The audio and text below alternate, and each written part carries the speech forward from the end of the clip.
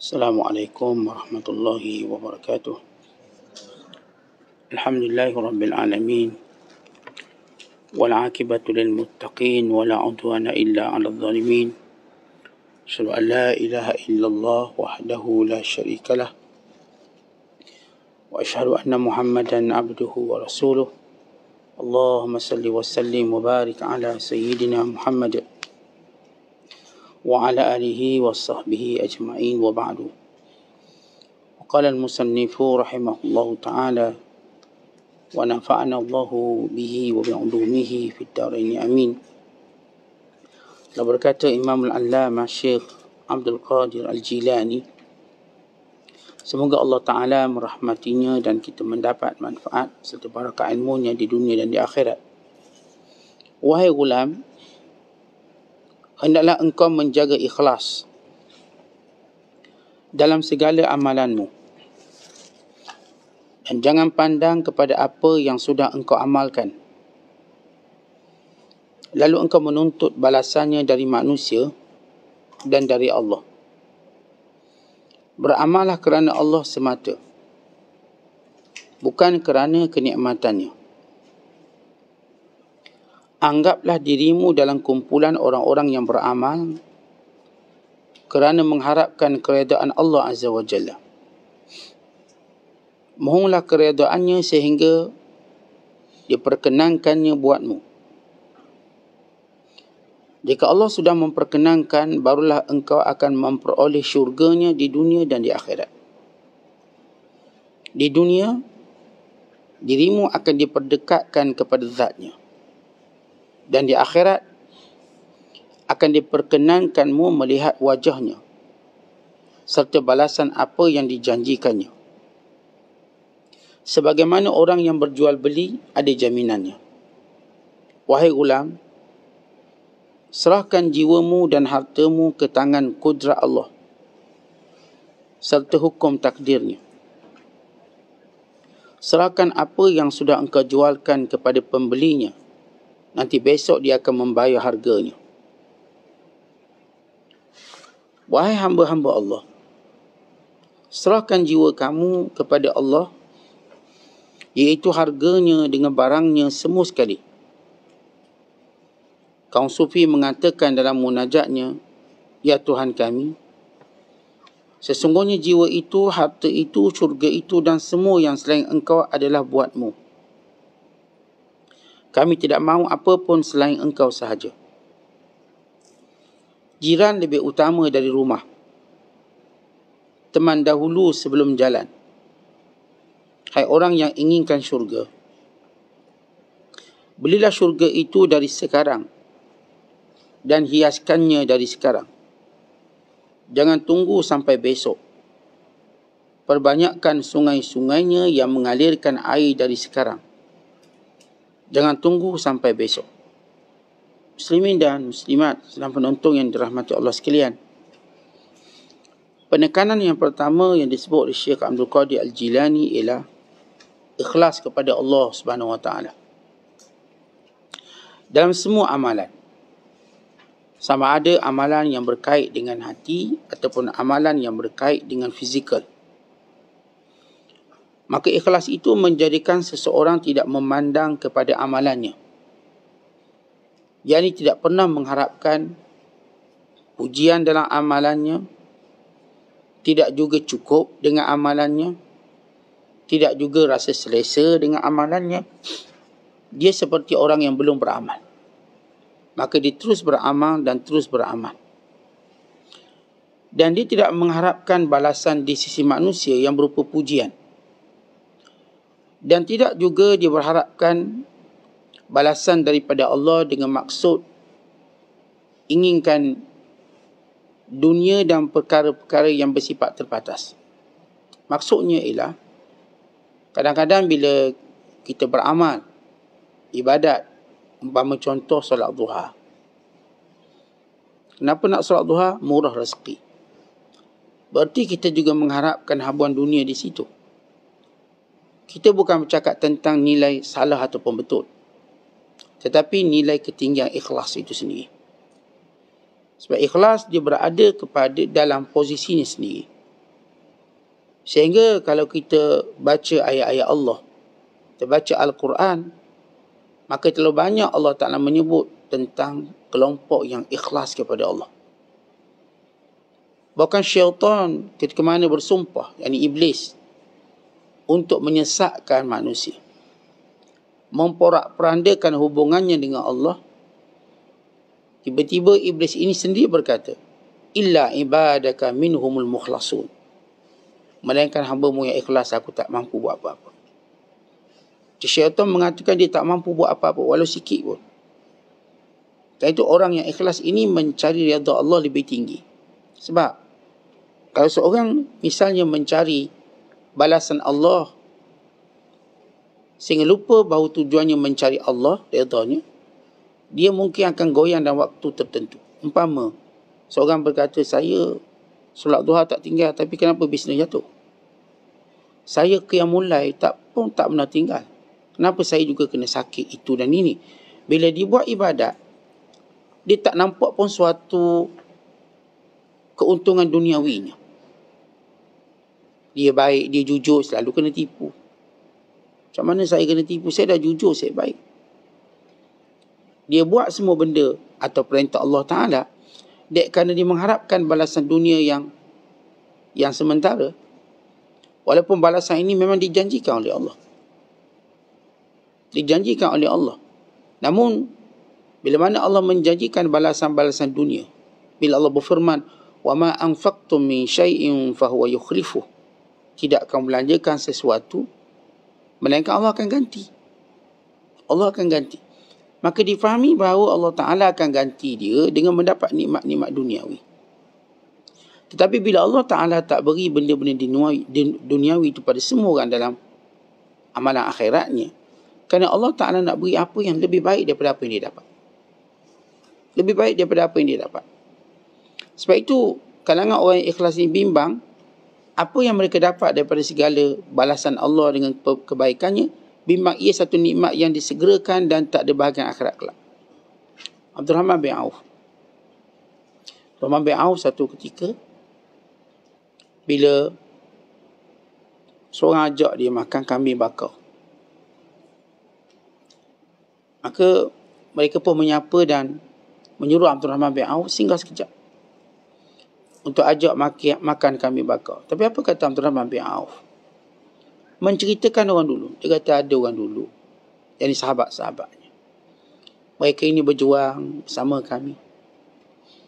Yang dahulu kami kenal kaya raya, bila berjuang dengan kami hilang segalanya. Dan mati dalam keadaan kain kafan pun tidak cukup untuk menutup badannya. Merujuk pada sahabat bernama Mus'ab bin Umair radhiyallahu ta'ala. Yang kaya raya, bila masuk Islam hilang segalanya. Hatta bila beliau syahid dalam satu peperangan, tidak ada kain yang boleh menutup badannya secara penuh. Ditutup wajah, nampak kaki, tutup kaki, nampak wajahnya. Dan di kalangan kami, kata Abdurrahman bin Auf, ada yang tinggal segala-galanya, tapi bila sampai kat Madinah, dapat segala-galanya. Beliau masukkan dia. Dia dulu kaya di Mekah. Kemudian bila berhijrah ke Madinah, dia tinggal semua harta dia. Namun bila sampai ke Madinah, dia kembali kaya. Lalu apa kata Abdurrahman? Aku bimbang itu balasan yang Allah segerakan sehingga aku tak dapat di akhirat kelak. Begitu kebimbangan dia.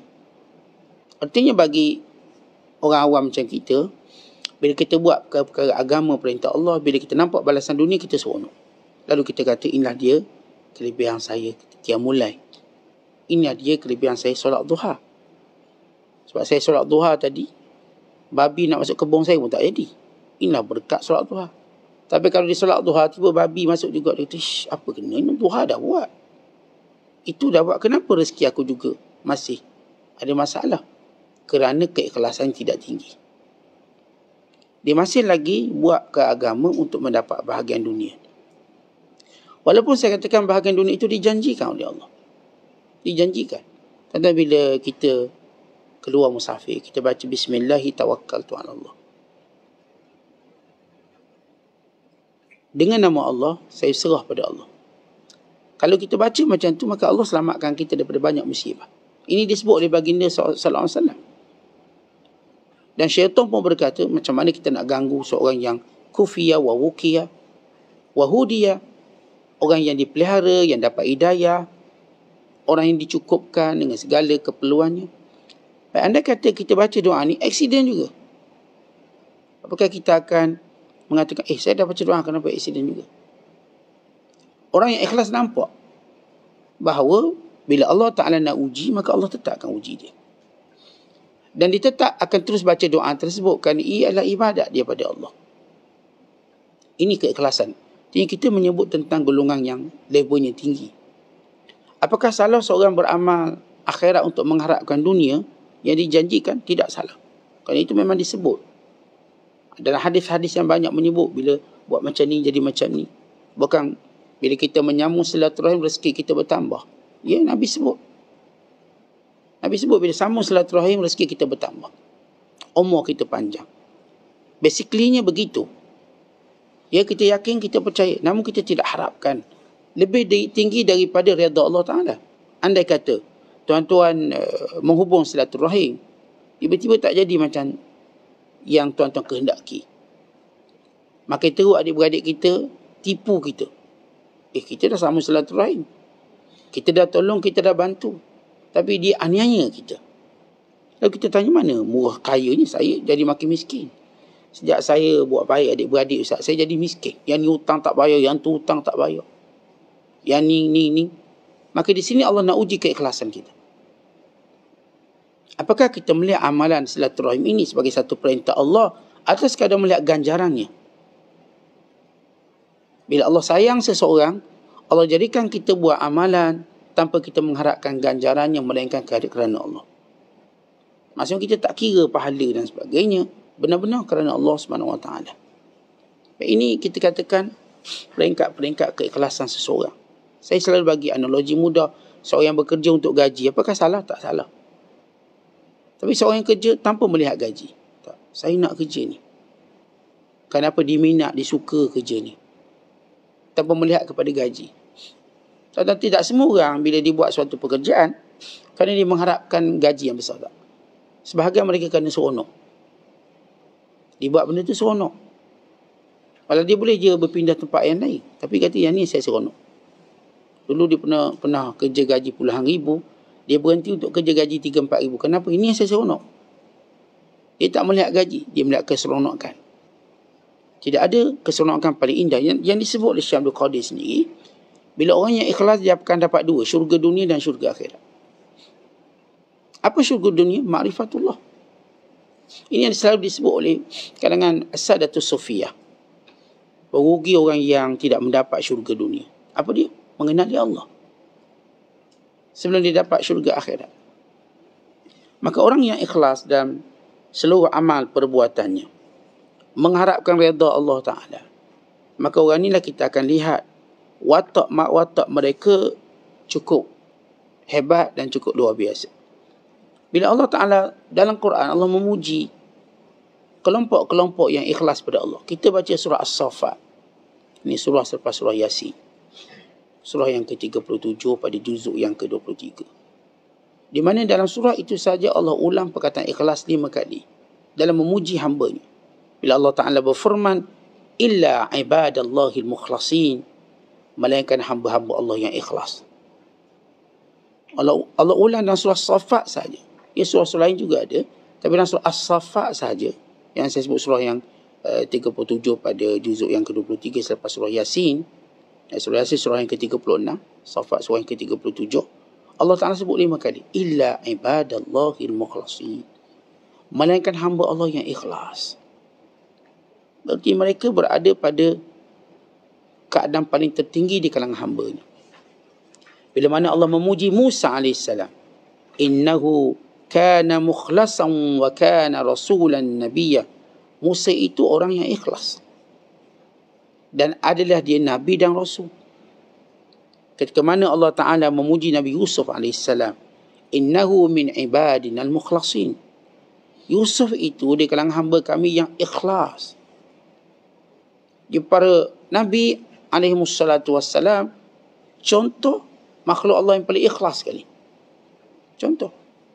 Kan itu bila mereka menghadapi tribulasi, kalau kita lah tuan-tuan, dalam menghadapi tribulasi, pasti kita kata, Kita kan ada orang baik doa mustajab, mesti Allah lepaskan. Tetapi kenapa Nabi SAW memilih melalui tribulasi tadi? Berdatang Khabbab bin Arad berkata, ya Rasulullah, doakan biar kami terlepas daripada tribulasi. Nabi tak doakan. Kata Khabbab, ya Rasulullah, ala tad'u lana, ala tastansiru lana. Ya Rasulullah, tidakkah kamu lihat bebanan seksaan yang dilakukan oleh musyrik Mekah? Tidakkah Tuhan mau doa pada Allah biar mati semua musyrik Mekah, biar kami menang? Tidakkah Tuhan ingin meminta tolong pada Allah biar kami tak lagi diseksa? Lalu kata Nabi SAW, sabar. Orang dahulu sebelum kita lagi teruk diazab. Sebagian mereka ditanam tubuhnya dan digergaji kepalanya. Dan sebagian mereka dicakar dengan cakar besi sehingga memisahkan tulang dan memisahkan daging dan tulangnya. Kamu ialah kaum yang gopoh-gapah. Sabar. Kamu akan nampak satu hari nanti jawapan Allah. Kita ambil contoh kalau kita sakit lah. Kita sakit, kita memang cepat nak keluar. Minta doa orang tu, minta doa orang ni. Kita bukan kata tak boleh. Kita bercakap tentang nilai ikhlas. Nilai muhasabah. Bila sakit kita nak kalau boleh biar sembuh hari ni. Doktor kata ni makan ubat 3 biji. Pagi, 3 biji petang. Kata why not kita makan 6 biji lagi cepat sembuh. Itu kata kita. Walaupun bagi setiap jalan keluar itu tetap ada tempoh. Bagi menguji keyakinan dan kesabaran. Bagaimana cepat pun jalan keluar, bagaimana cepat pun, dia tetap kita kena tunggu. Dia tetap ada tempoh. Bagaimana hebat. Orang tu dapat projek bilion, tetap kena tunggu juga buat kertas kerja tu, kedai kerja ni. Walau sudah dijamin dapat. Tapi tempoh menunggu kena. Itu adalah sunnatullah pada semua. Kita sakit nak sembuh, boleh, tapi kena tunggu juga. Tak boleh sakit tu sembuh. Tak. Proses itu tetap berlaku. Kita lapar terus nak kenyang. Contoh biar ada makanan segunung depan kita, kita kena ada proses makan, kena kunyah. Tak boleh kita terus tengok je makanan, kenyang. Tak boleh. Itu cuma berlaku di syurga. Di dunia ini secepat mana pun jalan keluar, kita kena tunggu. Dan kita kena sabar. Perkataan tunggu dan sabar itu memang fitrah hidup di dunia. Kenapa? Kerana Allah nak ajar kita yakin kepada dia. Yakin. Kita wasangka baik pada Allah. Bila kita kena COVID ni tuan-tuan, sehebat mana pun manusia dia kata kami boleh jalan keluar, tak jumpa. Jalan keluar tu memang ada. Tapi jalan keluar tu memerlukan pada 2 perkara. Pertama, kamu kena tunggu. Yang kedua, kamu kena sabar. Untuk apa? Membina keyakinan kepada Allah Ta'ala. Dan nak bina keyakinan bahawa kita tak ada apa kekuatan. Walaupun orang bercakap, tak apa, biar kita pegang pula. Kita boleh selesaikan. Tak boleh. Sebab masalahnya bukan di sini, satu dunia. Satu dunia masalah. Maka jangan orang hari ini bersifat sombong dengan berkata, kami boleh selesaikan. Berikan pada kami. Mereka sombong. Pasti kalau berada di tangan mereka akan jadi lebih teruk. Kerana manusia tuan-tuan bila berada dalam musibah, jangan ada yang mengambil kesempatan kononnya mereka boleh selesaikan. Jangan ambil kesempatan. Tapi sama-sama kita berganding bahu untuk kita bersabar. Kerana memang bila datang ujian-ujian ini untuk kita bersatu. Tapi kalau kita tak faham tentang isyarat bersatu, maka kita akan kena lebih teruk lagi. Siapa pun bila kena musibah, musibah ini sebenarnya menyatukan umat Islam. Menyatukan kita dalam doa. Akhirnya hari ini semua orang doa tu. Saya doa tu, tuan-tuan pun doa tu. Satu, selama ni mungkin kita cuma minta hal peribadi masing-masing. Hari ini kita bersatu dalam doa. Kita bersatu dalam niat. Supaya Allah Ta'ala mengangkat musibah ini. Maka kita dah dapat poin dia. Maksudnya, dalam nilai ujian kita faham. Tapi kalau ada orang nak mengambil kesempatan dengan ujian, kononnya dia belum menyelesaikan, maka ini musibah baru. Musibah baru. Kerana kita tak faham nilai ujian itu. Oleh sebab itu bila Allah menyebut kelompok-kelompok yang ikhlas, mereka ini tuan-tuan cukup istimewa. Walaupun Syekh Abdul Qadir di sini menyebut bahawa golongan yang ikhlas ini tak menuntut balasan di sisi manusia, bahkan tak menuntut balasan di sisi Allah, ini satu kataan yang disebut sebagai muskil ataupun menimbulkan satu maksud yang aneh. Bukankah kita memang buat amalan mengharapkan balasan Allah? Ya. kita dah sebut maksudnya ialah dalam perkara agama tadi, kita sentiasa mengharapkan satu balasan bersifat duniawi. Jadi kita tak nak pujian manusia. Macam saya katakan, kalau saya sedekah, saya nak supaya digandakan saya punya rezeki. Kalau saya solat malam, supaya saya dipelihara daripada fitnah dan sekian-sekian. Dalam ibadat saya nak habuan dunia. Ya, habuan dunia memang dijanjikan. Saya nak bila saya buat macam ni, hati saya tenang, keluarga saya bahagia. Alhamdulillah, kerana amalan zikir sebelum tidur, saya ingat isteri tak gaduh. Tapi anda kata kita gaduh juga. Isteri saya solat duha, saya pun solat duha. Isteri saya qiyam, saya pun qiyam. Alhamdulillah, hidup kami memang pegang agama. Tiba-tiba misalnya gaduh juga sehingga membawa pada penceraian. Apakah bermaksud yang kita lakukan itu tidak bermanfaat? Jawapannya tidak. Memang kita katakan bila kita jaga agama Allah, maka ia punca kebahagiaan. Tapi kebahagiaan itu sifatnya subjektif. Kebahagiaan agak subjektif. Bukan dengan nilai yang kita. Tapi Allah akan beri nilai kebahagiaan sebenar pada kita. Dan saya katakan ada orang memang dia suami isteri bagus. Masjid sekali, kuliah sekali.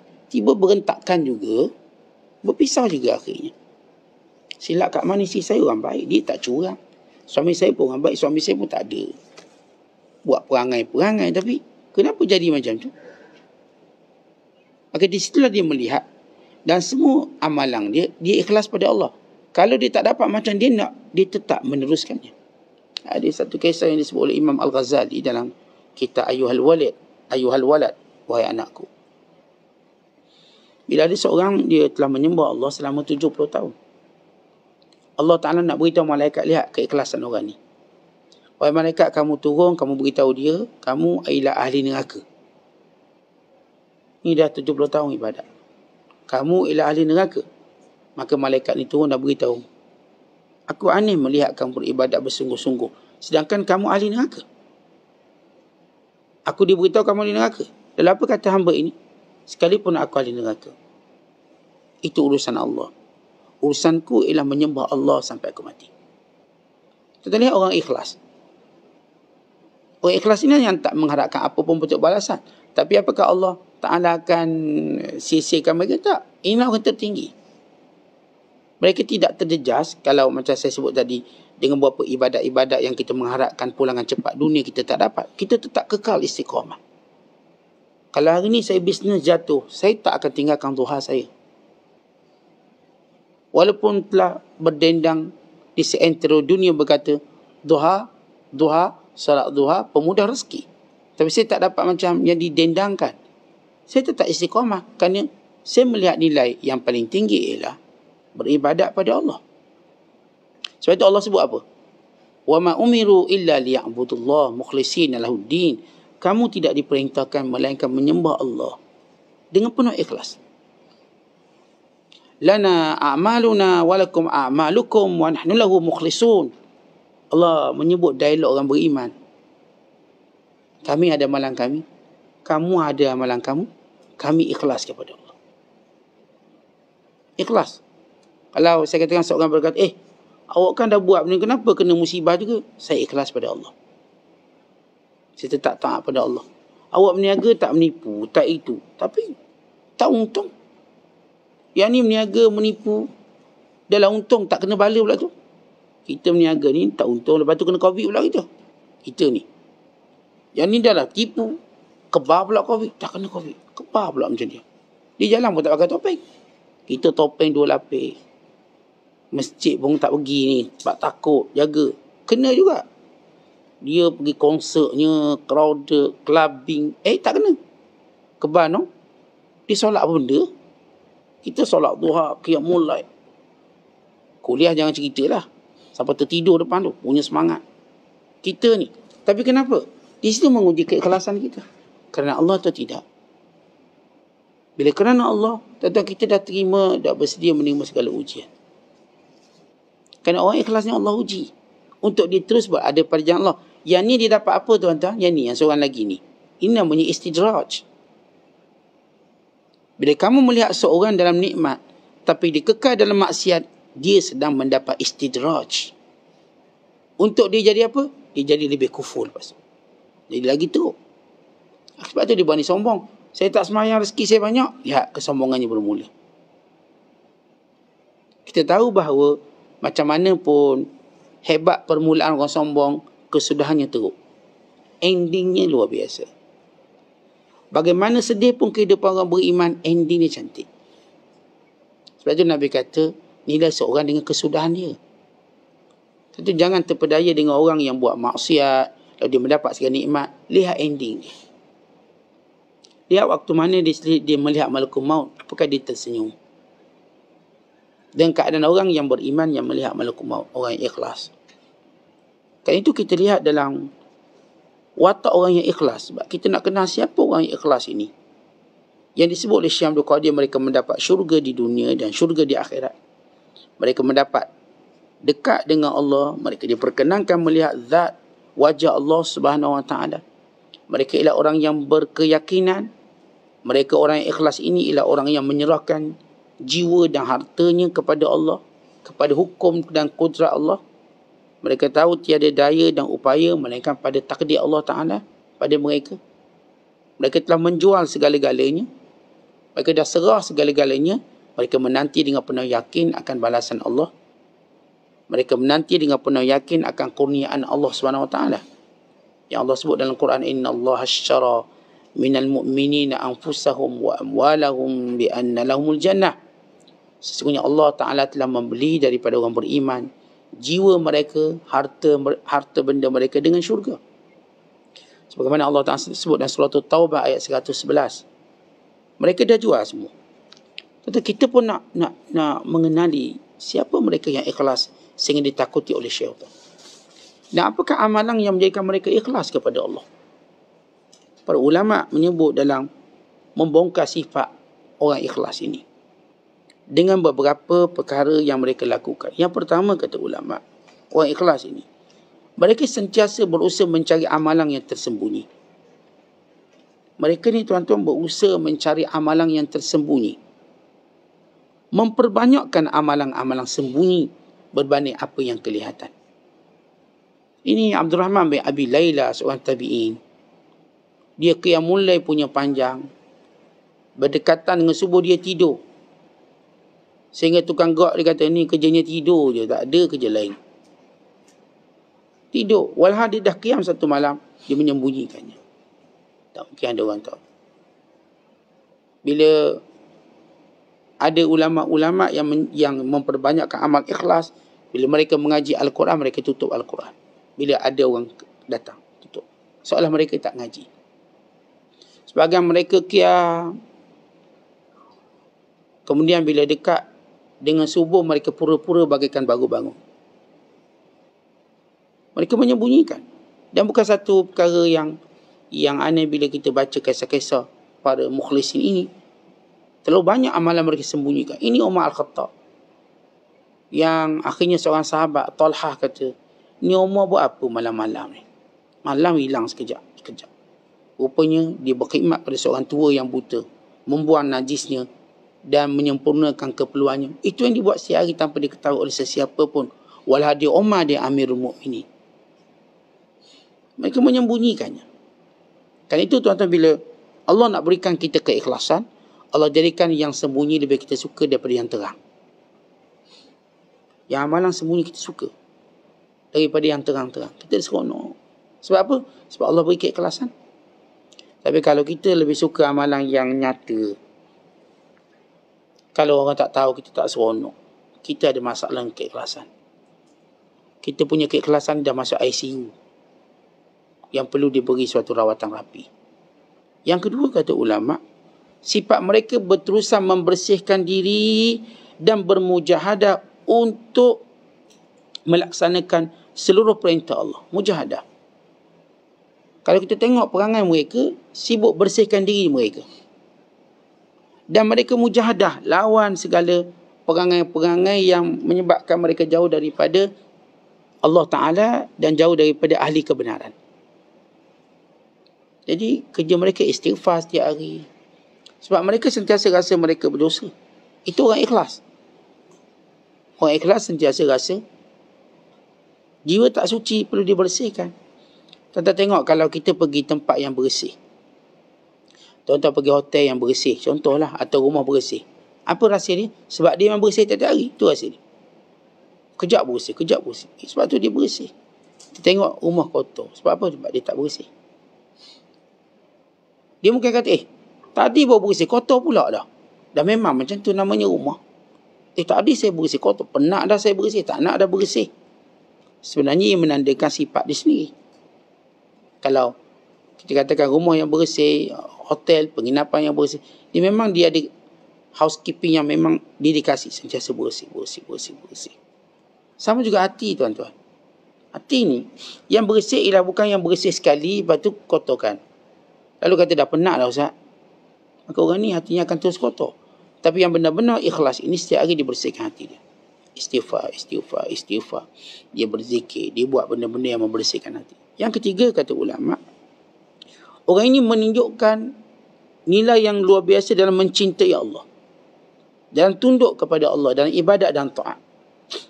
Seorang ikhlas, dia mesti lekat ataupun kita katakan sinonim dengan cinta pada Allah. Sebab ikhlas itu untuk Allah, kerana Allah. Maka dia menunjukkan kecintaannya pada Allah dalam ibadat, dalam ketaatan dia. Menyebut nama Allah satu yang paling disuka. Mendengar ataupun bersama dengan Allah dalam ibadat satu yang paling disuka. Sebab dia ikhlas. Yang keempat, dalam jiwanya tidak ada sifat dengki pada manusia. Suduruhum faghiratun min ayyi hiqdin. Itulah hadis Sa'ad bin Abi Waqqas radhiyallahu ta'ala anhu. Saya ni tak pernah ada pun iri kepada orang. Kata bila orang ikhlas ni, dia sibuk sebenarnya. Orang sibuk sempat tak nak iri hati orang? Tak sempat. Orang tak sibuk ni yang sempat tengok-tengok hal orang lain dengki. Kita kalau sibuk, diri kita pun kita sibuk, macam mana nak tengok orang lain? Kerana itu orang yang ikhlas ini, suduruhum faghiratun min ayyi hiqdin. Hati mereka ini kosong. Atau disebut suduruhum naqiyatun. Dada mereka, hati mereka ini bersih. Faghiratun, kosong daripada kedengkian pada orang. Kerana itu kalau kita ada dengki ni, tuan-tuan, sebenarnya dia menyerang ikhlas kita. Dengki itu menyerang ikhlas kita. Kita kena rawat, kita kena baiki. Dan yang kelima, mereka yang ikhlas ini ialah mempunyai sifat takwa kepada Allah. Apa itu takwa pada Allah? Semua perintah Allah mereka buat, semua yang dilarang mereka tinggalkan. Kita tahu ini orang ikhlas. Orang ikhlas dia bersifat dengan takwa. Sebab itu kita berpesan dekat mimbar, dalam khutbah, ittaqillah, ittaqullah, takutlah Allah. Basic takut Allah ni apa? Basic dia. Tinggalkan yang Allah larang, buat apa yang Allah suruh. Seorang dia kata dia ikhlas tapi dia tak buat benda yang Allah suruh, dia tak ikhlas, dia berbohong, dia cuma mendakwa. Semua orang boleh dakwa, semua orang boleh dakwi. Jadi kalau kita iltizam dengan perintah Allah, kita tinggalkan larangan Allah, kita ni ada keikhlasan. Tapi kalau campur-campur, kejap buat, kejap, keikhlasan kita bermasalah. Maka perlu kita baiki. Dan yang keenam, kata ulama, mereka yang ikhlas ini ialah mereka yang memang Allah Ta'ala pilih mereka. Sebab itu disebut dengan perkataan illa ibadaka minhumul mukhlasin, melainkan kalangan hamba yang dipilih oleh Allah. Kerana itu tuan-tuan, dia mendorong kita doa pada Allah. Kita dah tahu ikhlas ni bukan milik kita, ia milik Allah yang Allah beri pada siapa dikehendaki. Apa patut kita buat? Minta.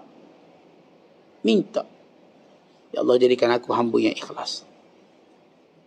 Pernah tak kita minta biar Allah beri kita keikhlasan? Sebab lafaz ikhlas dalam Quran, ia ada dua, mukhlisin ada, mukhlasin ada. Tapi kalau kita melihat perkataan mukhlasin, lafaz ini lebih tinggi nilainya daripada mukhlisin. Kerana mukhlisin itu ada yang mendakwa-dakwi.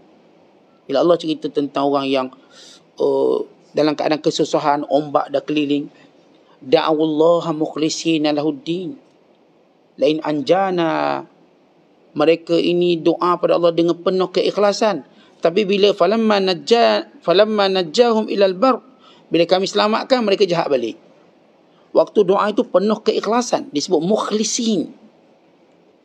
Ternyata ia cuma satu kesempatan yang dilakukan waktu kesempitan. Saya ikhlas. Orang yang macam desperate menggunakan perkataan saya ikhlas untuk meraih keuntungan duniawi.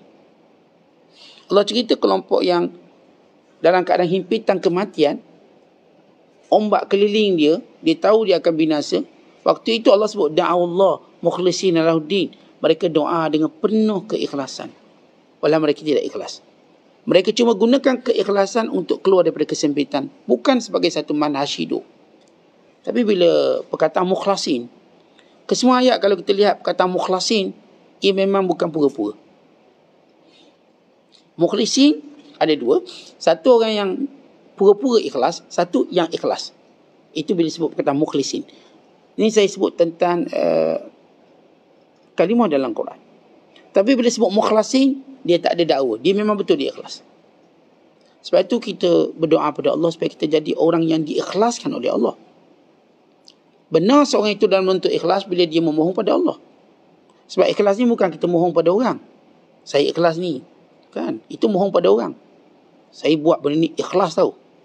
Itu kita sedang memohon pada orang nilai kita. Tak, kita nak Allah nilai kita. Walaupun orang kata awak ni tak ikhlas, tak apa, itu urusan saya dengan Allah. Tapi kalau kita bermati-matian nak cerita kita ikhlas, bahaya. Memang kita sedang meminta penilaian orang pada kita. Orang kalau nilai, dia tak akan memberikan kepada kita nilai ikhlas. Tak akan berlaku penambahan. Dia akan berlaku pengurangan. Tapi bila Allah yang nilai, Allah tambah lagi ikhlas. Itu ikhlas ini, tuan-tuan, ialah pilihan Allah. Sebab itu kita doa, ya Allah jadikan aku orang yang ikhlas. Dan yang ketujuh, orang yang ikhlas ini sifat mereka, multazimun bil fitratis sadiqah wa salamatil qalb wa istiqamatihi fi istinkar. Kullima tanfiru minhu fitratu min tasawurin aw sulukin. Orang yang benar-benar ikhlas, tuan-tuan sekalian, ialah dia akan beriltizam dengan fitrah yang betul. Fitrah yang betul, dan dia punya kelapangan dada, istiqamah dia dalam mengingkari setiap perkara yang menyalahi akhlak, yang menyalahi fitrah. Orang yang ikhlas ni, tuan-tuan, dia ada sifat pengingkaran. Mana-mana benda yang menyalahi fitrah dia akan ingkar. Sebab itu sifat mereka ini akan cegah kemungkaran.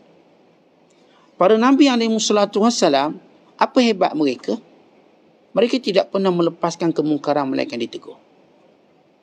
Bila mereka jumpa orang kafir, mereka dah lihat itu kemungkaran. Mereka ajak masuk Islam. Kita, tuan-tuan, jumpa orang kafir tak pernah ajak. Berpuluh tahun jumpa. Sebab kita tak nampak kufur itu satu benda yang kita kena ingkar. Kita kata tak apalah, dia agama dia, kita agama kita. Ayat kita. Kalau Ustaz dia lah, dia kafir. Nabi-Nabi tidak. Para Nabi, dia tak akan jumpa orang kafir, melainkan itu kemungkaran untuk diislamkan. Itu Rasulullah bila ziarah orang sakit. Yang diziarah ni Yahudi. Nabi kata masuk Islam. Kalau kita kan orang tengah sakit, kita cuma ngikut kemauan dia nak makan kek. Nak makan KFC, kita tanya. Tapi Rasulullah ambil kesempatan, waktu dia ziarah seorang budak Yahudi, dia kata aslim, masuk Islam. Budak ni tengok Rasulullah, tengok ayah dia. Ayah dia kata, Ati' Abul Qasim, dengar cakap Abu Qasim. Maka budak ni masuk Islam. Nabi kata sekali, puji bagi Allah yang menyelamatkan dia daripada azab neraka. Rasulullah tak akan jumpa orang melainkan ajak Islam. Nabi dia tak terima hadiah Hakim bin Hizam.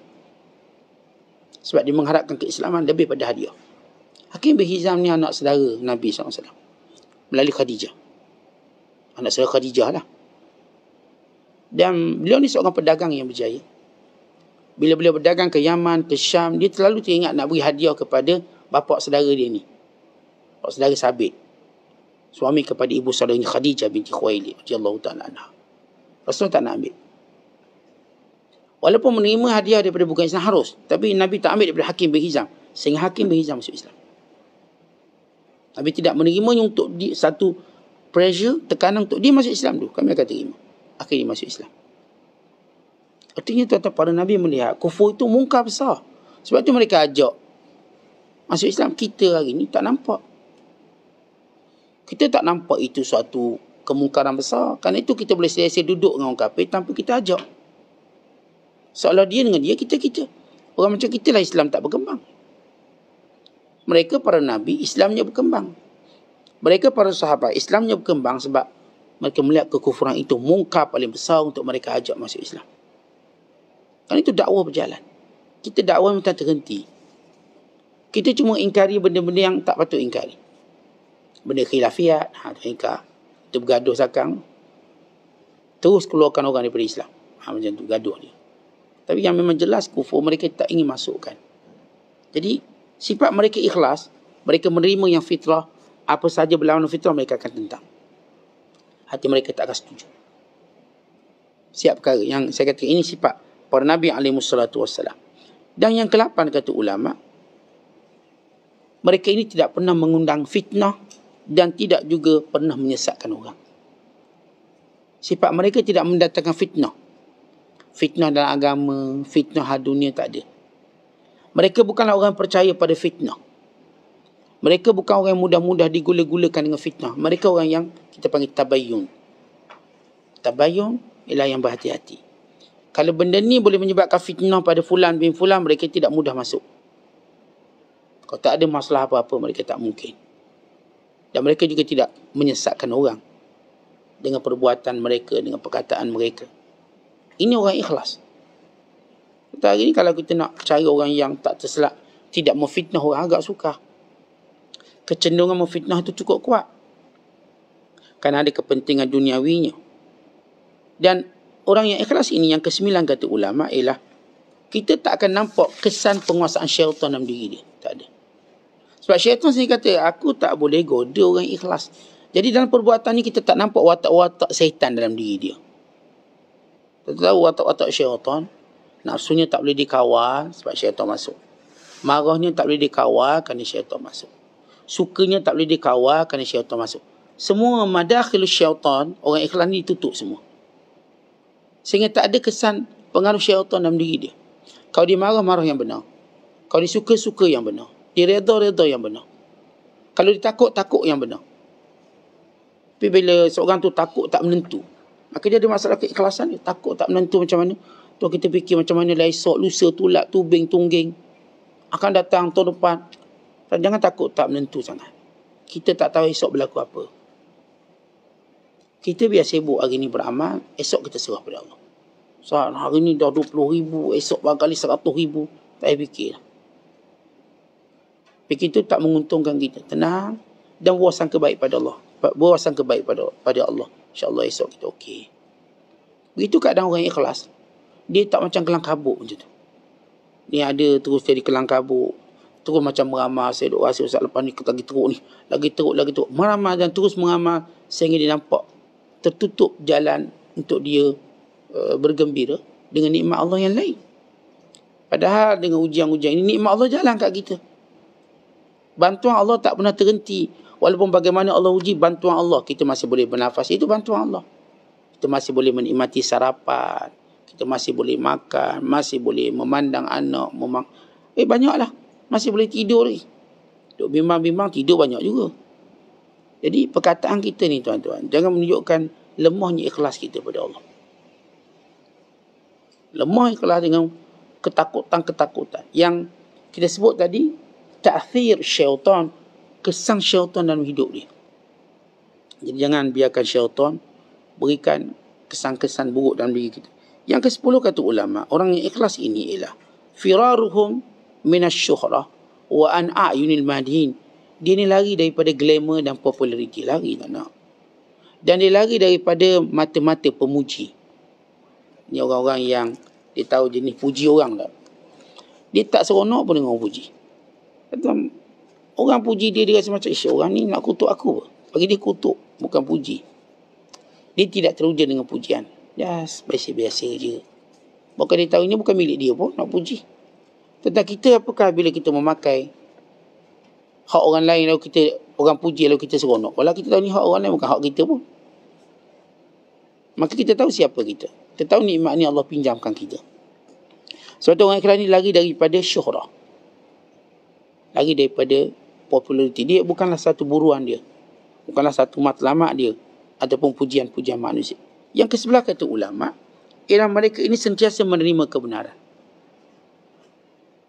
Bila diingatkan itu benar, mereka terima. Kalau pernah mereka salah, mereka akan baiki. Ini bukan jenis orang keras keng. Bila ditegur, tahan juga tak. Mereka orang yang, ya betul, kalau saya salah, saya salah. Saya tak rasa beban untuk mengaku salah. Kalau saya memang salah, saya okey. Sebab saya memburu keredaan Allah Ta'ala. Dan yang ke-12, mereka ini tuan-tuan, mukramuna fil malil a'la. Mereka ialah orang yang sentiasa dipuji di langit Allah Ta'ala. Mereka sentiasa disebut-sebut oleh para malaikat. Ternyata itu nilai orang yang ikhlas. Mereka dipuji di langit. Seorang dipuji di langit berarti dia orang ikhlas. Orang yang dipuji di bumi belum tahu. Belum tahu. Bukan kita kata dia tak ikhlas, kita kata belum tahu. Kerana ahli langit tidak pernah berbohong. Dan ahli langit tidak pernah ada kepentingan dengan manusia di dunia. Yang di dunia ni tuan-tuan, dia ada kepentingan dengan kita. Semua. Kata pujian tu kita tak boleh letak, oh, ini sekian-sekian. Dan yang terakhir, yang ke-13, ialah mereka yang ikhlas ini. Orang inilah yang sebenarnya dijanjikan syurga dunia dan syurga akhirat. Sebagaimana disebut oleh Syekh Abdul Qadir. Ikhlas dapat syurga dunia. Apa syurga dunia? Ma'rifatullah. Memang dikenal sungguh Allah dengan segala takdirnya, dengan segala ujiannya. Sebab itu bila dia doa, tidak diperoleh macam diminta sekarang. Dia tahu kenapa. Dia kenal Allah nak beri lebih baik. Kerana masanya belum sesuai.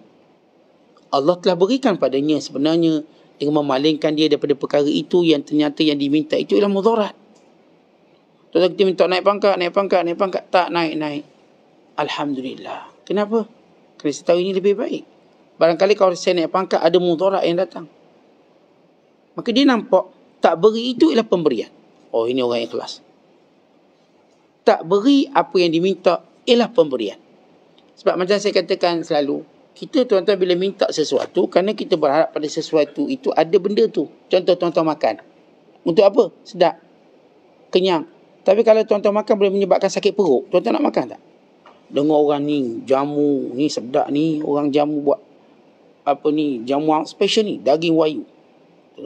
Kita kebetulan hari tu tak ada pula dia buat jamuan. Kita rasa, tak dapat sedap tu. Sedapnya, kenyangnya. Ni belanja ni. Tak apalah. Mungkin ini lebih baik sebenarnya. Selang 2 hari dengar yang makan daging wayu tu semua masuk hospital. Sakit perut. Alhamdulillah tak makan. Kita kata. Bukankah itu nikmat? Kita masa tengok nikmat tadi, ruginya kita tak dapat. Tapi bila kita lihat nikmat tadi juga sebenarnya bukanlah baik pun. Kita nampak macam baik. Kita dengar orang, ni naik pangkat. Semua naik pangkat. Kita je tak naik. Allah. Kita minta sama doa solat ajak sama. Solat ajak perdana naik pangkat. Akak ramai-ramai ajak perdana. Yang kita naik pangkat semua seronok. Sebab mula naik pangkat, dia beri hadiah penerbangan ke Fiji. Oh, lancung ke Fiji. Kita seorang tak dapat. Tak apalah. Ini baik. Kawan kita pun naiklah pergi. Semua ni. Terempas kapal terbang. Mati belaka. Allah. Waktu tu kita terfikir. Bukan kita doa macam tu. Maksud saya gambaran nikmat. Supaya kita faham. Analogi gambaran nikmat. Allah. Rupanya tak naik pangkat lebih baik. Lebih baik. Di situ orang-orang ikhlas memahami. Tidak mendapat sesuatu itu ialah benda yang itulah dia kurniaan Allah. Dalam doanya kita minta itu dan ini. Tak dapat, itulah sebenarnya kurniaan Allah lebih baik daripada apa kita dapat. Kita pun belajar. Ya, orang ikhlas tuan-tuan dalam hidupnya sentiasa dapat belajar sesuatu. Kerana Allah tak akan biarkan orang ikhlas ini melainkan diajar sesuatu setiap hari. Kerana bila Allah sayang seorang hamba, Allah akan tambah ilmu dia. Dia akan tambah. Dia mengerti tentang takdir Allah. Sebab tu dia tak desperate untuk dapat tu, dapat tak. Tahu, barangkali saya tak dapat kerana Allah nak begini. Dia mudah untuk membaca tentang nikmat Allah Ta'ala. Dia tak kata, saya tak dapat sebab tu saya rugi. Tak. Saya tak dapat ni mungkin ada hikmah. Baik untuk saya. Baik untuk keluarga saya. Baik untuk agama saya. Ini orang-orang yang Masya Allah bacaannya positif. Bacaannya sentiasa positif dalam melihat takdir Allah. Bukan orang-orang itu sangka buruk pada Allah. Siap benda minta. Lambat sikit Tuhan tak mustajab doa aku ni. Tak guna berdoa. Tentang ini masalah keikhlasan dalam beribadat kepada Allah Ta'ala. Ini sifat mereka. Dan ada cara bagaimana nak dapat keikhlasan yang kita akan sebut nanti pada huraian yang akan datang. Kalau Syekh masih menyebut tentang persoalan keikhlasan. Wallahu a'lam bishawab. Assalamualaikum warahmatullahi wabarakatuh.